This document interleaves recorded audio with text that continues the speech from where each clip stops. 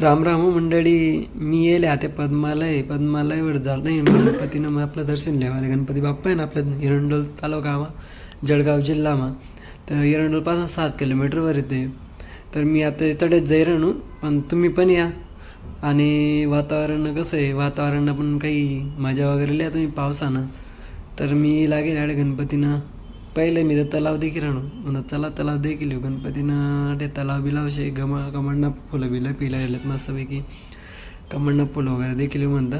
चला तेच म्हणतं कमळना फुलं वगैरे देखील येऊ आणि थोडं एन्जॉय वगैरे करू म्हणतो. पण मी कसं आहे, मी म्हणतो स्लोली व्हिडिओ लिहू म्हणतो. आणि आप देखू म्हणतो जुन्या बांधकाम करेले मंदिर नाही देखल्या मग ते काढणं जुनं बांधकाम वगैरे करेले मंदिरनं. आणि आता एखादा रस्ता असे मंदिर दर्शन लेवायला जावं ना. आणि थोडं साईडला कसं आहे चप्पल वगैरे काढा ना बिलिकेल ते का तुम्ही दिखेल ना अशी.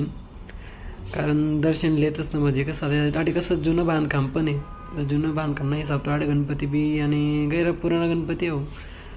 आणि जळगाव लोक सगळा जळगाव जिल्हा सगळा माणसं वगैरे सगळा बहिणी सगळा गेला का तर. पण तुम्ही पण या. तसं मी तर आता सांगेल गुजरातना लोक असले बी या. गुजरातना लोक आडे येऊ शकतास आणि मजा लिहू शकतो तुम्ही पण. कसं आहे आडे एकदम म्हणजे जुनं मंदिर आहे. आणि आडे भीमकुंड पण आहे. भीमने त्याने लढा वगैरे करेल. कारण तो व्हिडिओ काही लिहिली नाही म्हणे. तुम्हाला नेक्स्ट पार्ट म्हणजे असो तो व्हिडिओ तुम्ही ते काढतो मी कसं काय भाऊ असं.